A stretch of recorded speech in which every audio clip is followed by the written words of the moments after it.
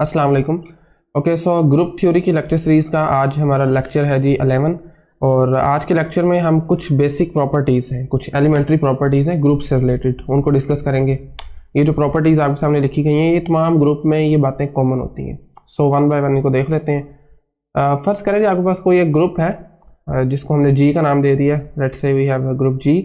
Then जो identity element होता है, जो हमने डेफिनेशन में स्टडी किया था, वो हमेशा यूनिक होता है इनके ग्रुप के, बल्कि इसको बाय डेफिनेशन में हमने देख लिया था ग्रुप के तमाम एलिमेंट्स के लिए। For all G belongs to G we have G star E is equal to E star G that is equal to जी।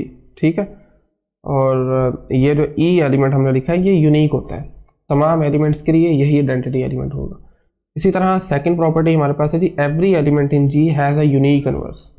जी के जितने भी एलिमेंट हैं वो तमाम के तमाम, उनके लिए जो इन्वर्स होता है वो दैट इज़ यूनिक। यानी कि जी को अगर हम किसी एक जी प्राइम से अगर लें तो that is equal to identity, और इसी तरह से जी प्राइम को ऑपरेट करेंगे जी के साथ, तो हर जी के लिए जो जी प्राइम होगा ये हमेशा यूनिक होगा। ठीक है, ग्रुप का एक ही एलिमेंट होगा जो इस प्रॉपर्टी को सेटिस्फाई करेगा। इसी तरह से नेक्स्ट प्रॉपर्टी हमारे पास आती है जी third one, the right and left cancellation laws hold. किसी भी एक ग्रुप में अगर इस तरह की कोई सिचुएशन बन रही हो, जो एलिमेंट्स हैं that is of the form let's say B A is equal to C A. ठीक है, राइट साइड पे जो दोनों एलिमेंट है वो कॉमन है, यहाँ पर भी ए है और ये भी ए है। ठीक हो गया, और देन हम इसको राइट साइड से कैंसिल कर सकते हैं। ठीक है, राइट कैंसिलेशन है। इसी तरह से अगर लेफ्ट पे दोनों ए हैं तो उनको लेफ्ट साइड से भी कैंसिल आउट किया जा सकता है। That implies that B is equal to C. ठीक है, इसको कहा जाता है राइट एंड लेफ्ट कैंसिलेशन। इसी तरह से किसी ग्रुप के लेट्स से एलिमेंट को जी है, देन जी इनवर्स का जो इनवर्स है, यानी कि अगर इसको मैथमेटिकली लिखना चाहें तो जी इनवर्स का जो इनवर्स है वो दैट इज इक्वल टू जी, यानी कि -1 और -1 आपस में कैंसिल आउट हो सकते हैं। ठीक है, हो जाएंगे।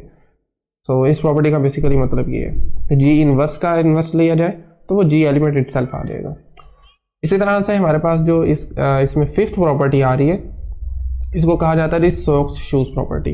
ठीक है, और ये प्रॉपर्टी हमें क्या बताती है जी, ग्रुप के तमाम एलिमेंट के लिए for all G H belongs to G H का होल इनवर्स अगर हम लेते हैं that is equal to H inverse G inverse, यानी कि जो पहले सेकंड पे एलिमेंट था वो फर्स्ट पे आ जाएगा। रिवर्सल ऑफ ऑर्डर कह सकते हैं आप। ठीक हो गया, ये 5 हैं जी प्रॉपर्टीज ग्रुप की।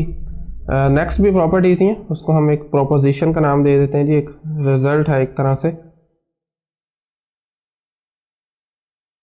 अगेन हमने फ़र्ज़ यही करना है कि हमारे पास कोई लेट्स से एक ग्रुप है जिसको अगेन जी का नाम दे देते हैं। Let G be any group sorry, let G be any group. और इसी तरह से फर्ज करें जी कोई एक जी एलिमेंट है इस ग्रुप का, और इसी तरह आर और एस कोई दो इंटीजर्स हैं। ठीक है, सेट ऑफ इंटीजर्स से बिलोंग करते हैं आर और एस। देन हमारे पास कुछ रिजल्ट्स हैं, कुछ प्रॉपर्टीज हैं, उनको भी वन बाय वन देख लेते हैं।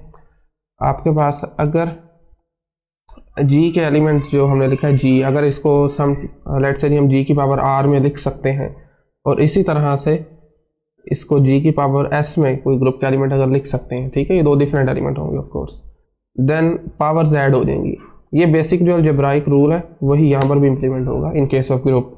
ठीक है, इसी तरह से आर प्लस एस, और चूंकि ये एस प्लस आर के इक्वल हो जाएगा, एडिशन जो है कम्यूटेटिव होती है, that is equal to G raise to power S times G raise to power R. ठीक है, यानी कि G raise to power R time G raise to power S को रिवर्स करके लिखा जा सकता है। ठीक हो गया। सो इसी की ही एक सेकंड प्रॉपर्टी है, उसको भी राइट कर लेते हैं जी। फर्स्ट करें आपके पास कुछ इस तरह का सीन बन रहा है कि जी की पावर आर कोई एलिमेंट है जिसको हम किसी इंटीजर की पावर में लिख सकते हैं, और होल पावर एस। ठीक है, that is equal to G raise to power R S. Simply power of power property जो अलजेब्रा में होती है वही यहाँ पर भी यूज करेंगे, पावर्स को मल्टीप्लाई कर देंगे, and I think that's fine. ठीक हो गया, यानी कि इसमें बताना ये चाह रहा है कि पावर ऑफ पावर प्रॉपर्टी है जो यहाँ भी वैसे ही इंप्लीमेंट होगी, पावर्स को आपस में मल्टीप्लाई कर दिया जाएगा। सो इस केस में हमारे पास जो थर्ड प्रॉपर्टी आ रही है जी, आर एस कोई दो इंटीजर्स हमने फर्स्ट किए थे, तो इस केस में थर्ड प्रॉपर्टी हमारे पास ये है G raise to power minus R. ठीक है, और negative integer, that is equal to basically G raise to power -1। In fact अगर आप देखें तो इसमें ऊपर वाली प्रॉपर्टी ही यूज हो रही है, ठीक हो गया, which is equal to G raise to power R inverse -1। ठीक है, क्योंकि आपस में पावर जो है हम इनको मल्टीप्लाई कर रहे हैं, तो बेशक आर को अंदर लिख लें या -1 को अंदर लिख लें, सेम आंसर रहेगा। ठीक है, सो ये एक प्रोपोजिशन है। इसी तरह आज की जो लास्ट प्रोपोजिशन है उसको भी जरा क्विकली देख लेते हैं। So for example, okay, so proposition, last proposition है आज की जी।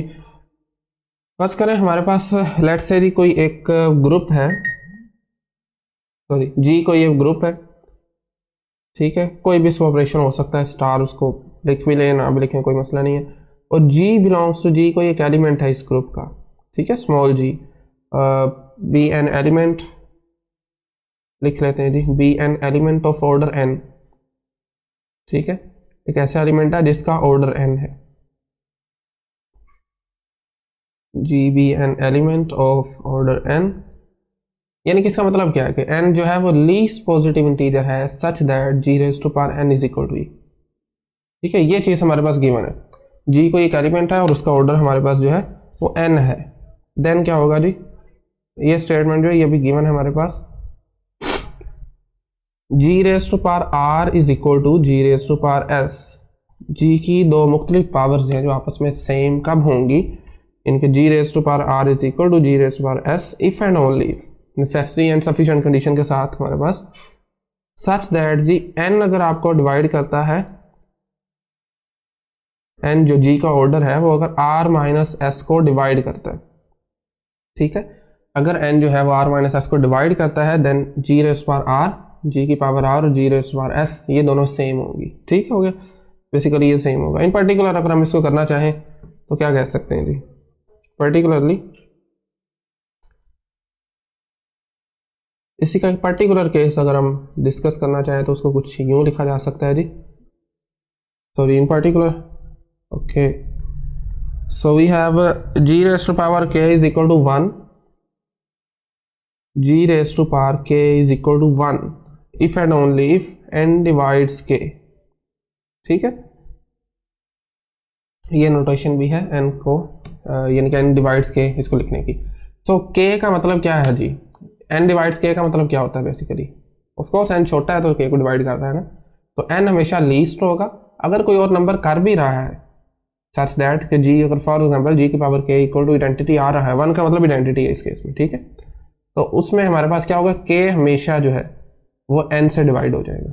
ठीक हो गया, जैसे आपको मैंने ऑर्डर ऑफ एन एलिमेंट वाली डेफिनेशन बताया था कि ये जो प्रॉपर्टी है ना, g रेज टू पावर जो है वो सम पावर जो है 1 कब आएगी, हमने जो लेना है वो लीस्ट पॉजिटिव इंटीजर लेना है, वैसे कई पॉसिबल हो सकते हैं, ठीक है, लीस्ट के अलावा जितने भी पॉसिबल होंगे जिस केस के लिए g raise to power k is equal to 1 आएगा, तो वो तमाम k जो है वो n से डिवाइड होंगे।